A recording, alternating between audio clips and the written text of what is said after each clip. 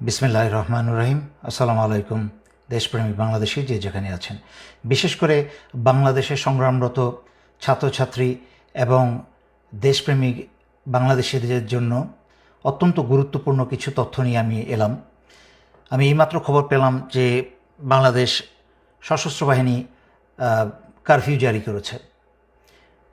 আমি দুটো বিষয়ে কথা বলবো, খুব মনোযোগ দিয়ে শুনবেন এবং যেভাবে সম্ভব এটা বাংলাদেশিদের মাঝখানে ছড়িয়ে দিবেন, বিশেষ করে ছাত্রীদের মাঝখানে।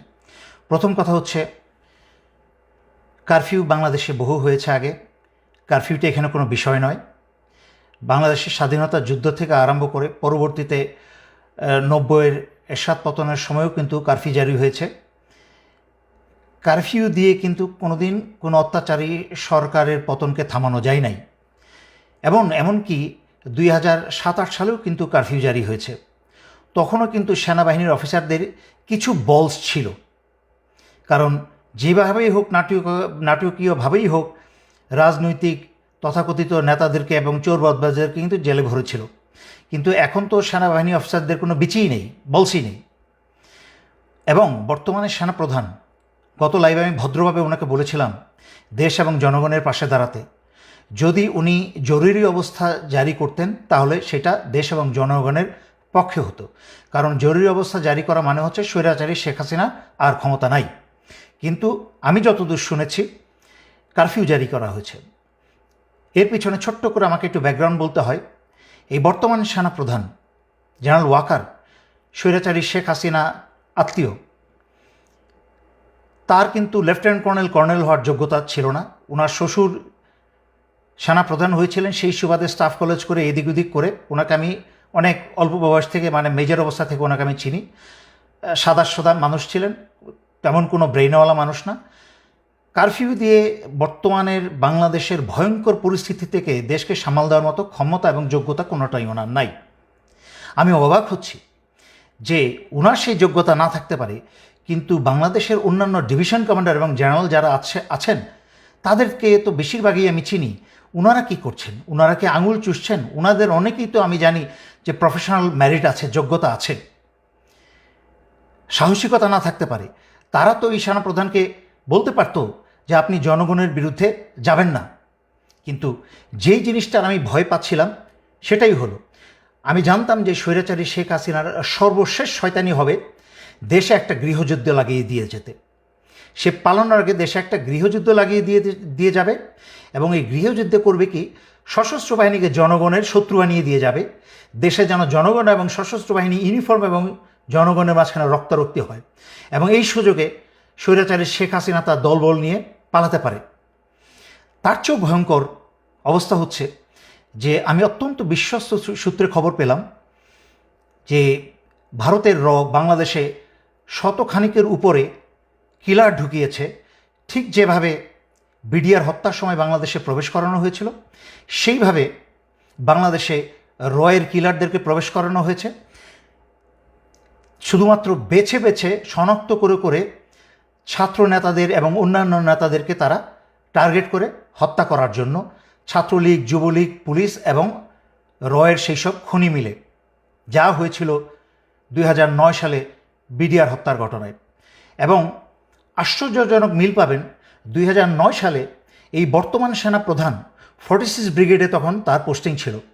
তাকে আদেশ করা হয়েছিল বিডিআর 1 নম্বর গেটটাকে অস্ত্র লাগিয়ে গেটটাকে উড়িয়ে দেওয়া, যেন সেখান থেকে সেই গেটের মাধ্যমে সেনাবাহিনী ঢুকে অপারেশন চালিয়ে বিদ্রোহীদের দমন করতে পারে এবং সেনা অফিসারদেরকে উদ্ধার করতে পারে। কিন্তু যখন এই জেনারেল ওয়াকার তখন অস্ত্র তাক করা এবং নিশানা করা সব কিছু প্রস্তুত হয়ে গিয়েছিল, হঠাৎ করে একটা ফোন আসে। সেই ফোনটা আর কেউ না, অবসরপ্রাপ্ত জেনারেল তারেক সিদ্দিকীর কাছ থেকে সেই ফোনটা আসে। তাকে বলা হয় অস্ত্র গুটিয়ে নিয়ে সেনানিবাসে ফেরত যেতে। তখনই সে সেনাপ্রধান কারোর আদেশ শুনে নাই, সেনানী বাহিনীর কোনো আদেশ শুনে নাই। সে জেনারেল তারেক সিদ্দিকী সরাসরি আদেশ শুনে, চেইন অফ কমান্ড ভঙ্গ করে সে জেনারেল তারেক সিদ্দিকীর আদেশ শুনে অস্ত্র গুটিয়ে সেনানিবাসে চলে যায়, যার ফলে 57 জন সেনাবাহিনীর অফিসারদেরকে ভারতের এবং আওয়ামী লীগ মিলে হত্যা করতে সুযোগ করে দেওয়া হয়। সেই একই কাজ এই জেনারেল ওয়াকার আবারও করছে। ভারতের রকে যুবলীগ এবং ছাত্রলীগ এবং গোপালী পুলিশদেরকে ব্যবস্থা করে দিচ্ছে বাংলাদেশের মেধাবী ছাত্রদের এবং বাংলাদেশের অন্যান্য আন্দোলনরত যারা চিহ্নিত ছাত্রছাত্রী তাদেরকে হত্যা করার জন্য। আমি সেনাবাহিনীর সকল সদস্যের উদ্দেশ্যে বলছি, প্রথমেই সেনাবাহিনীর সদস্যের উদ্দেশ্যে বলছি, তারপরে বলবো জনগণের উদ্দেশ্যে। সেনাবাহিনীর সকল সদস্যের উদ্দেশ্যে বলছি, আপনারা দয়া করে ভুলেও এই ফাঁদে পা দিবেন না।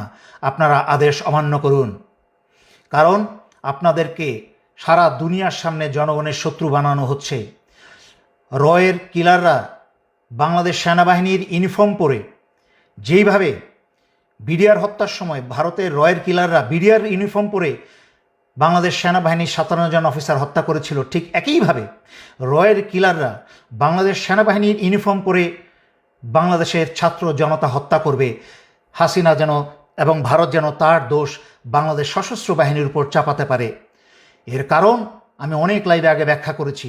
স্বৈরাচারী শেখ হাসিনা রাজনীতিতে এসেই ছিল তার বাবা এবং পরিবারের হত্যার প্রতিশোধ নিতে, এবং সংবাদ মাধ্যমে এবং জনগণের সামনে বহু মানুষকে সাক্ষী রেখে, বিবিসিকে সাক্ষী রেখে সে বলেছিল যে রাজনীতিতে ফিরেই এসেছে তার পরিবারের হত্যার প্রতিশোধ নিতে এবং সশস্ত্র বাহিনীকে, বিশেষ করে সেনাবাহিনীকে সে ধ্বংস করে ছাড়বে। তাই আমি আপনাদেরকে স্মরণ করিয়ে দিচ্ছি শয়তানের পথ থেকে দূরে ফিরে আসতে এবং নিজের বিবেককে কাজে লাগাতে, নিজের দেশের জনগণের উপরে নিজে তো দূরের কথা অন্য কাউকে অস্ত্র চালানোর সুযোগ দিবেন না। আপনারা কারফিউ থেকে জরুরি অবস্থায় ফিরে যান। সেনাপ্রধানকে প্রয়োজন আপনারা অস্ত্র ধরে বসেন। আপনারা কেউ এই কারফিউতে যাবেন না। আপনারা ক্ষমতা হাতে নিয়ে নিন, দেশের দায়ভার আপনারা ক্ষমতাভার হাতে নিয়ে নিন, যেন বাংলাদেশের জনগণকে কেউ হত্যা করতে না পারে। আমি আবারও স্মরণ করিয়ে দিচ্ছি, ভারত এবং আওয়ামী লীগ তথা শেখ হাসিনা মিলে জনগণকে হত্যা করে সেই দায়ভার আপনাদের উপর আজীবনের জন্য চাপিয়ে দিবে। সর্বশেষে বাংলাদেশ সশস্ত্র বাহিনীকে পঙ্গু করে ধ্বংস করে দিয়ে যাবে সে যাবার আগে। আর জনগণের উদ্দেশ্যে বলছি, আপনারা কারফিউ জারি করার পরে সংঘবদ্ধভাবে সবাই যার যার এলাকায় একটা শক্তিশালী অবস্থানে যাবেন। কোনো অপরিচিত মানুষকে আপনাদের মাঝখানে প্রবেশ করতে দিবেন না। যখনই কোনো অপরিচিত ব্যক্তি আপনাদের দিকে অগ্রসর হবে, যেহেতু কারফিউ জারি করা হয়েছে, আপনার উন্মুক্ত রাস্তাঘাটে থাকার কথা না, কিন্তু কারোর আপনার ঘরে ঘরে অফিসে আদালতে যাওয়ার কথা না। যদি কেউ আপনাদের ঘরে অফিসে আদালতে অনুপ্রবেশ করার চেষ্টা করে, আপনাদের হাতে পাথর, ইট, অস্ত্র, আগুন, তেল যা আছে তাদেরকে ছুঁড়ে মারবেন, কিন্তু তাদের কাউকে আপনাদের কাছে আসতে দেবেন না। বাংলাদেশ একটা ভয়ঙ্কর সময় অতিবাহিত করছে। আমরা অতীতে এরকম ভয়ঙ্কর সময় অতিবাহিত করেছি।